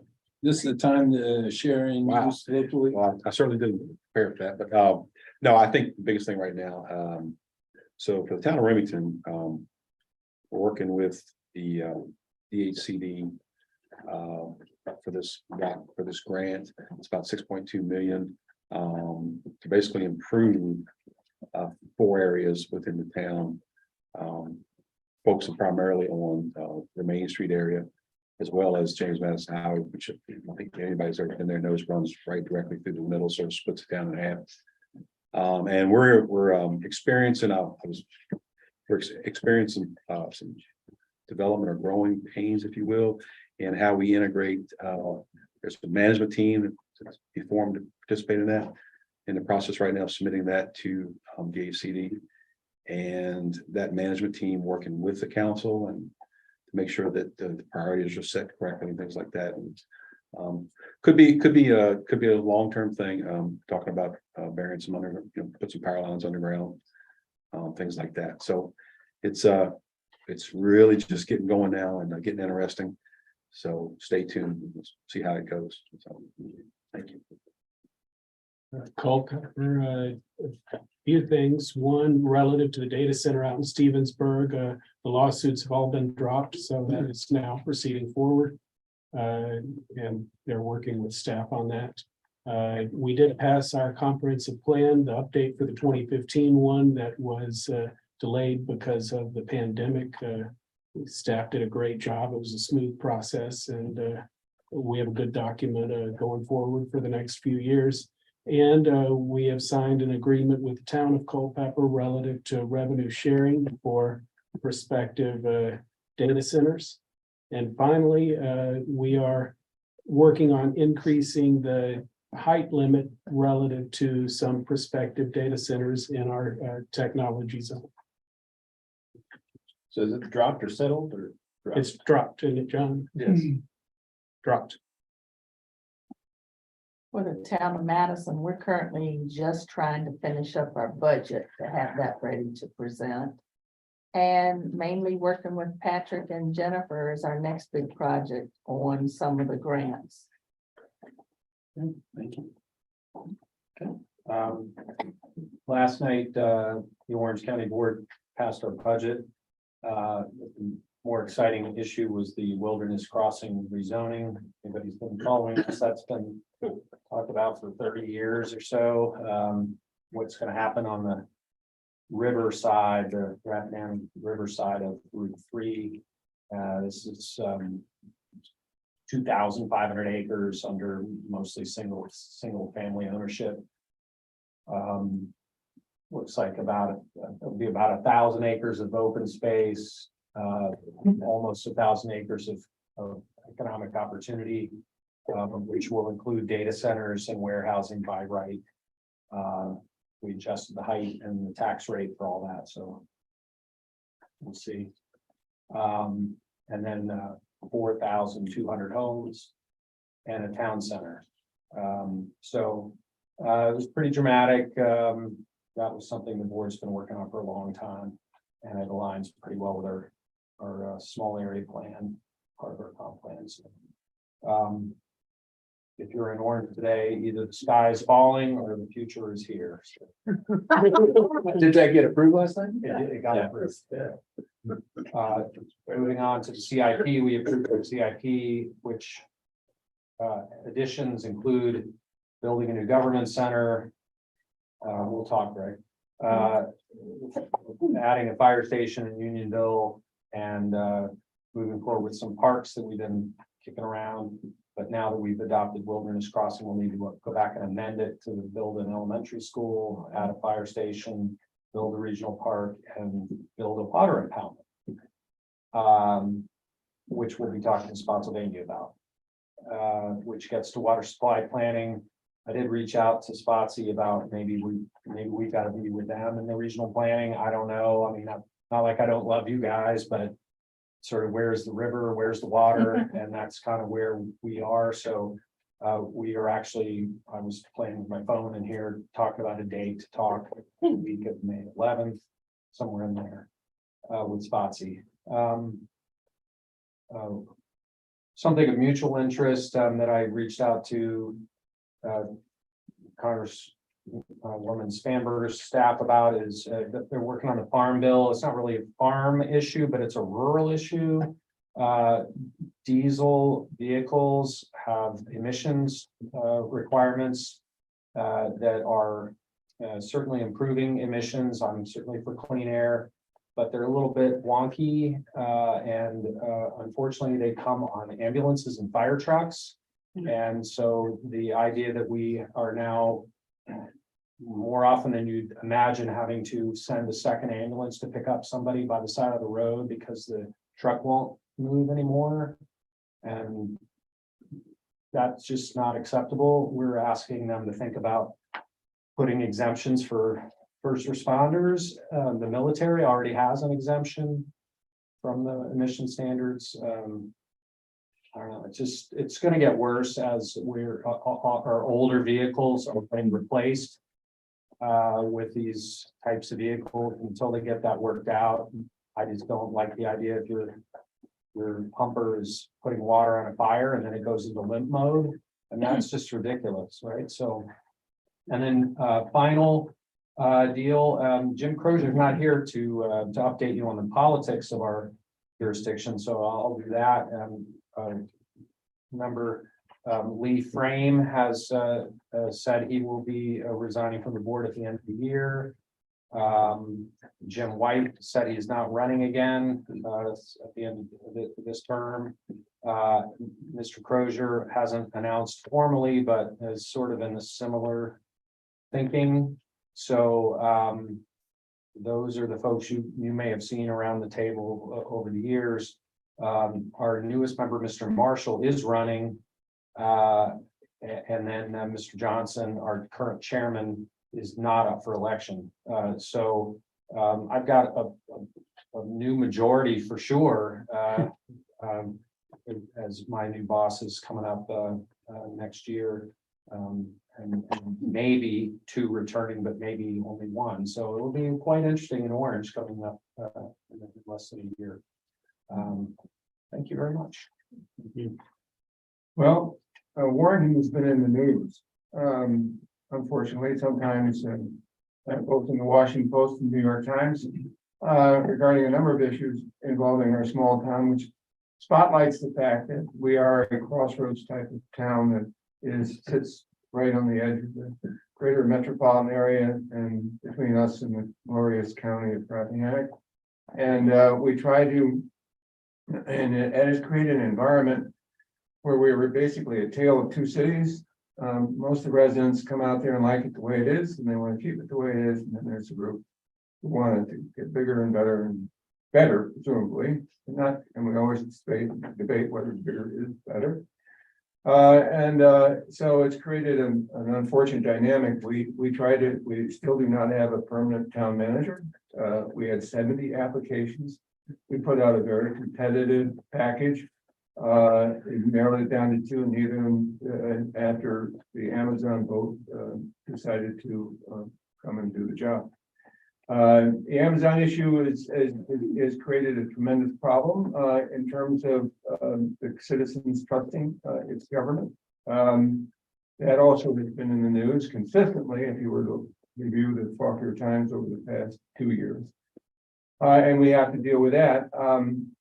And it's an unfortunate problem because it affects everything else we're doing as well. I usually come down here and I like to, it's fun to hear the good stories from my fellow colleagues here who are, I'm usually a conveyor of some interesting news that I think everyone should be aware of, just simply in terms of how their municipality communicates with its residents. As a consequence, I'll just give you one consequence of this. Dominion decided that instead of in response to a significant effort by citizens to prevent above ground transmission lines coming up Route 29 out of Prince William County to provide direct power to the Amazon, Dominion Amazon agreed to go underground, and they're doing that. I'll be perfectly candid, right through the historic district and splitting my ward in half. And all for the purpose of providing power to one client. There will be no residual benefit to anyone who lives over 2,000 residents will be affected during the process of that construction. This makes it very difficult in terms of resolving issues that we have that not only affect us in Warrenton, but affect the county. So these are the kinds of challenges we're facing. We have not approved our budget. That comes true. We have discovered that our water and sewer plant basically needs to be rebuilt. This is something that didn't seem to come up during the comprehensive planning, but it now seems to be also a high priority. So we have a number of difficult issues that we face. I'm just hoping that in the next election cycle, there will people who actually want to do this job that we have, because it does chill the environment for citizens to come out and perform the services that we all perform. And I hope our environment up there improves over the next several months. Thank you. I'm feeling a little depressed, please. Maybe you feel better. I wish I could be more optimistic, but I'm not. All right, Madison, we're currently working on securing our last tower site. We'll send you some information. Community came out, said night here, try somewhere else, because we found somewhere else. All right. It's in the Etland area, but still kind of behind the store. So we'll send that information out to Rappahannock County. It's one of those things, we're not hearing anything from the community. We had a balloon test yesterday and no one's been beating down our door, the last balloon test. phone calls were occurring, and during a budget meeting, the chairman stopped, we added it to the agenda and switched gears, so. We hope to secure that site. We want to stay on track because it is a cooperative effort. We have a Green County, different tower sites. We want to stay on schedule. Talked about broadband, no need to bore you on that. VDOT, it's interesting to mention smart scales, but we are working heavily with them to maintain what we already have in their system. Our roads are very horrible in the county and it's unacceptable. So we will continue to talk to them about that. And I'm not just talking about the secondary roads that we have residents on, major thoroughfares going from Orange Road, Route 230 over to 29. It's just a lot of roads like that. And we don't want to be known for terrible roads. I watch motorcycles kind of shift their lane because of it. So Same where we are. it's terrible. We see, no offense to our more, I guess I could say that, no one's in here from there, but no offense to our more larger counties. We want to see those dollars also spent. So we can talk about our 6-year secondary plan, which we have a public hearing on May 9th. We want to also focus on what we have. So we'll continue to work with VDOT on that as well. Radio project probably is the biggest thing going on, and then we'll have a renovation of a former rescue squad building, which is now going to be the home of our new EMS. We visited some sites. I think I shared in the past. I appreciate it. Mort and folks over in Orange took us through some of the renovations you all done in Company 23. So we'll see what the market says once we get to a design and a bid. It's always concerning. I think our PER, you hit your project price, but then there's about 55% of other things, inflation and things of that nature. So that adds a little over $500,000 of their projected cost. So we'll see what the market tells us. So all in all, we had our budget adopted last night. Feel good about that. Now it's time to get to work with those dollars that'll be allocated in July. As far as the town of Culpeper, moving a lot of dirt around for various projects. There's road improvements going on. The gas company is tearing up the roads and replacing lines. And a lot of housing is on the horizon. We're going to have apartments being built, townhouses being built, a large number of single family houses being built. So real estate is still pretty hot there, and the town is filling in and growing as always. And also, if you know me, I always put a plug in for our events downtown. So if anybody wants these little cards, they've got the events for the rest of the year going on in Culpeper. Our Third Thursday concerts are coming back, and I brought these especially for you. Third Thursday concerts are coming back, and it's the 20th anniversary of those. And we're also hoping that the weather holds out for our big gnarly block party, which is on Saturday. So come down to Culpeper, see what's going on. It's all good. Yeah. Happy as that. I feel better already. Good. We're still going with our budget process. Monday night, I hope to get the new council to say, you need to vote on this or do something that it's kind of, we'll have no issues, but nothing going on. We're also in the middle of, we're starting a website redesign. Those are just ongoing things. Couple of good news on Standpipe project, which is our biggest project that we got to do, is and notice to proceed has been issued. So we're on the clock finally. And the RSA contract for 15 years is pretty much done deal. We're just waiting on approvals from the parties.